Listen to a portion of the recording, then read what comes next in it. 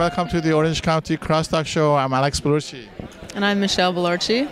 Tonight we are at UCI and World Affair Council have a special program that is going on tonight here at this beautiful university club here at Irvine. What is the topic of the program, Michelle? The topic tonight is global human rights and crimes, and they have a panel of speakers talking about the world's response to what's going on with the status of human rights crimes that have occurred and that are occurring currently. I think they're going to point also to the Armenian genocide that happened almost 90 years ago. And the panel, I believe two of them are Armenian descent. One of them is a journalist. Her name is Morga Armoudian, and she's also written a book called Kill the Messenger. And Dr. Stephan Astourian, who is educated in France, he's an assistant professor at UC Berkeley. And also attorney Melanie Partow. She's also a lecturer at USC. Okay, as you see here, people are having some hors d'oeuvres, and after that, the program will start. And be with us. We will be right back.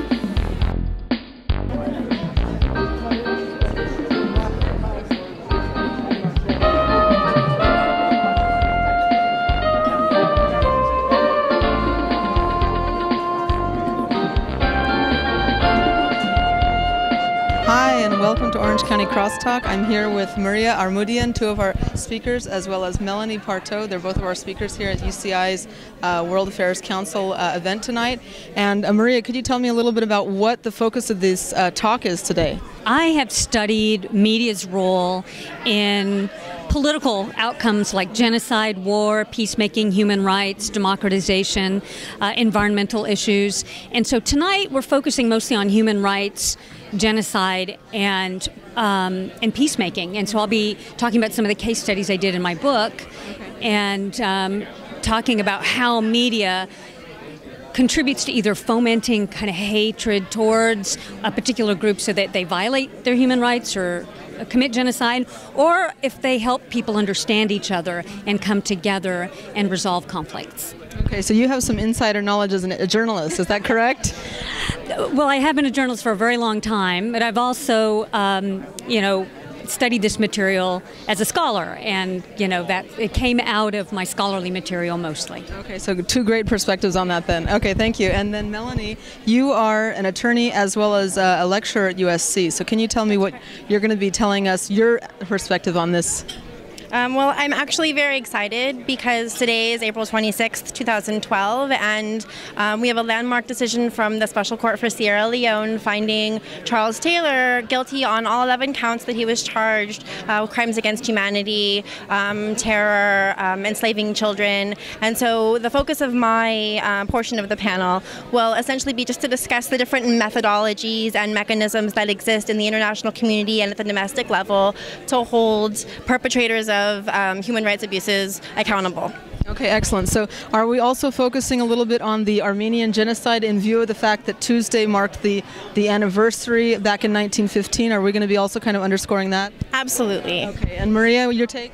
Yeah, absolutely. I mean, it was the first genocide of the 20th century, and so it has informed all of the genocidaires or genocidal leaders in how to actually conduct genocide successfully. So we have to look at the Armenian genocide as kind of the beginning of how these atrocities have become as bad as they are. They learn from each other, these genocidaires. Can you also tell me why is it that Turkey, for example, has not come clean, let's say, or faced their history with full recognition and honesty?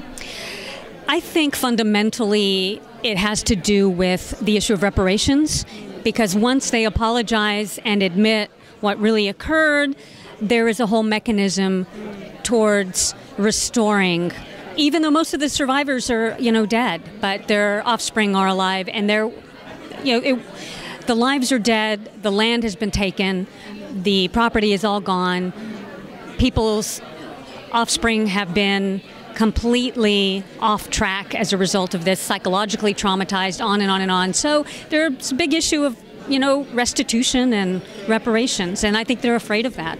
We should mention also that it's not just the Armenian genocide that hasn't been recognized. The comfort women who were, basically sexual slaves for the Japanese government during World War II have also yet to, been afforded any reparations. And the Japanese government also continues to deny that, anything that they did rises to the level of war crimes or crimes against humanity. So it's important, I think, for us to, like we were talking about before, address the Armenian genocide, because it really does set a precedent that governments can and will continue to deny the things that their, ancestors in history have perpetrated. Yeah, it could potentially open a Pandora's box and maybe a domino effect for all these other past crimes. Thank you so much, and I look forward to hearing the discussion here with the rest of the panelists. Thank you so much. Thank you. As part of the World Affairs Council of Orange County, we tried to change our venue to different locations. UCI, one of the prestigious universities here in Southern California, is a great locale for our members to meet other prospective members, to meet some of the students and some of the professors who share with us the same interest in world affairs and global issues. And so we're very proud to be here tonight with the UCI. And we have Professor Pat Morgan from the Tierney Chair of the School of Political Science, and we're co-sponsoring this event with them. And so we try to create this, I think, learning environment for both our members and for the students as well and professors who attend. And standing to my left is Professor Stephan Astourian, professor from UC Berkeley, the chair of the William Saroyan Chair there on Armenian Studies, an expert on the Caucasus, Armenia, the Armenian genocide, and other related issues. And I'll pass the mic to him. Professor Astourian. Thank you, Mr. Tomassian. I will be talking about the Armenian genocide and its denial by the Turkish state.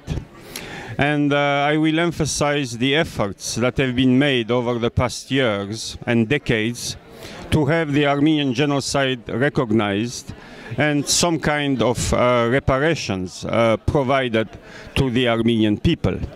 Along the way, I will analyze what those activities have produced in terms of results and what I believe to be their shortcomings and ways perhaps to improve this effort to finally realize justice after 97 years of denial.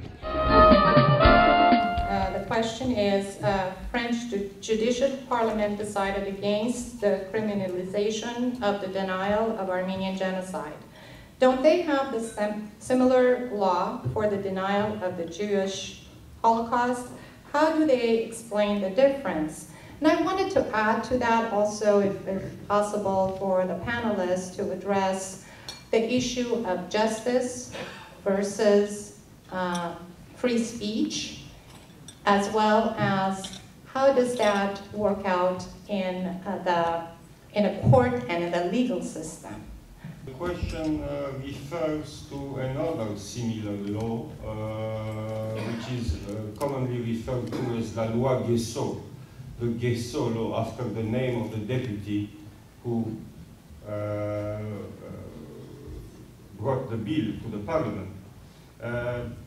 One of the differences between the Armenian bill and law that failed and la loi Guessot, as is mentioned in the commentary of the Constitutional Court here, is that in the loi Guessot, in the case of what we call Holocaust in the United States and Shoah in France, okay, there was the definition of the crime came from the Article 6 of the Statute of the Military Tribunal mentioned earlier and annexed to the Agreement of London of 8th of August 1945. That is, the crime was, I don't know if we can say that in English, was constituted by an international court, by an international tribunal. Whereas in the case of the Armenian genocide, it is the same parliament who had defined the event as a genocide, who also was trying to criminalize it. So one of the issues and one of the reasons why I have raised the issue of analyzing the possibility of bringing the issue of the Armenian genocide to some kind of an international court is the fact that the Armenian genocide has not been defined as a genocide in front of a court. The Armenian genocide has not been defined as a genocide in front of a court. Okay. Second, is a very important point. La loi Guesso may be threatened itself because of the argument chosen by the Constitutional Court. That is that these laws, called in French loi mémorielle or memorializing laws, are a threat against freedom of speech. And if somebody brings a case against la loi Guesso and the Court of Cassation, as it is known, Cour de Cassation, sends it to the Constitutional Court, then the Constitutional Court will have trouble arguing that the loi Guesso is not undermining freedom of speech. The Holocaust, there were far more people that were killed, of course, but what you notice that what happened post-genocide versus post-Holocaust was a massive storytelling, filmmaking, book writing, article writing that came to define the Holocaust as the ultimate evil. You say the Holocaust and everybody shudders. It's just like, you say Hitler and everybody shudders. There's just a response to it because of the way it has become understood. And it should make everybody shudder. That is the right response. But people don't understand the Armenian genocide in that way. And there were just as horrific things. It wasn't gas chambers, but it was tying up people and burning them and cutting their arms off. And it was locking them into a church and burning the church down and slicing them up and throwing them into a river. I mean, it was awful.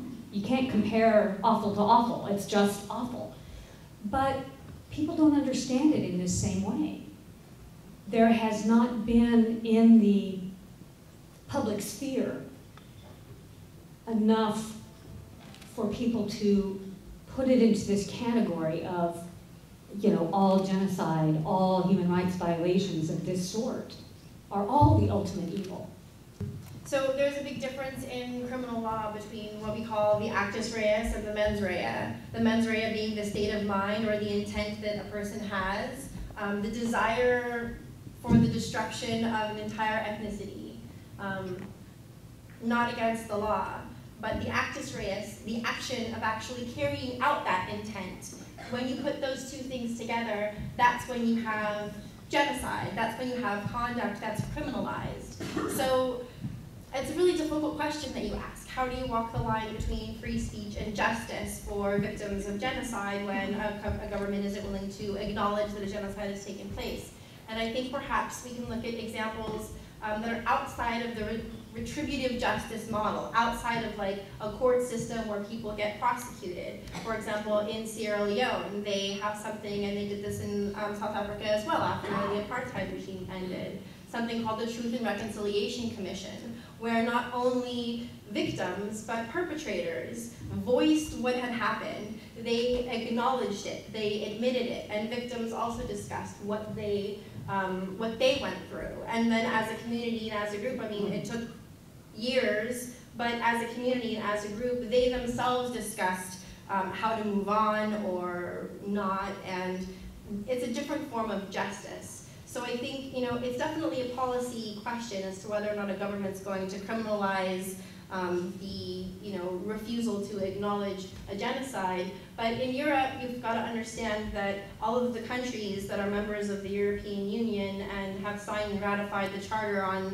European Charter on Human Rights have to abide by the tenets of that charter. One of the tenets of that charter is free speech, and the same holds true at the European Court of Human Rights, where they apply in their court something called the margin of appreciation, which allows countries to derogate from things if they, or from, you know, whether it's free speech or acknowledging a genocide, if they believe that it's in the best interest of their domestic policy or their populace or for whatever reason. So I think that might in part have something to do with the court's decision, but just to give you kind of an idea of the legal framework surrounding maybe why that's going on.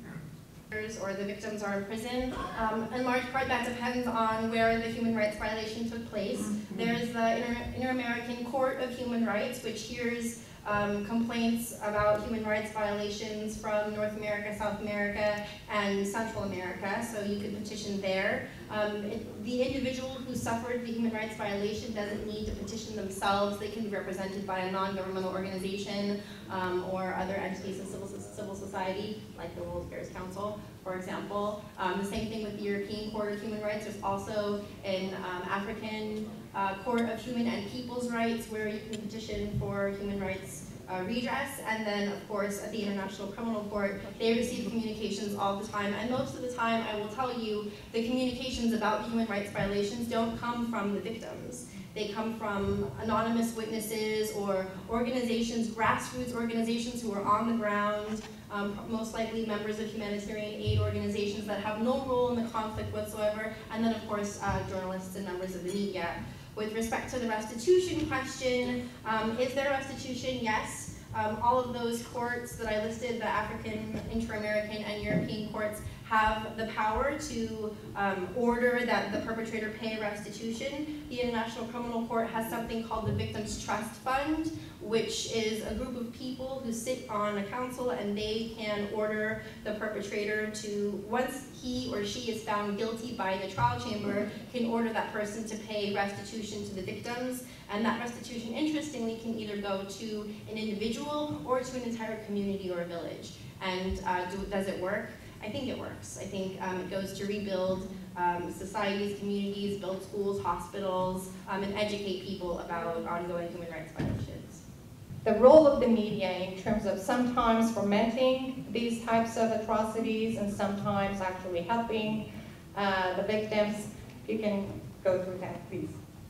Okay, so the first question was genocide versus civil war? Civil war. Well, I mean, I think part of it is a legal definition. Genocide is targeting a group, usually ethnic, national, but it could also be political group. We call it politicide sometimes, for annihilation.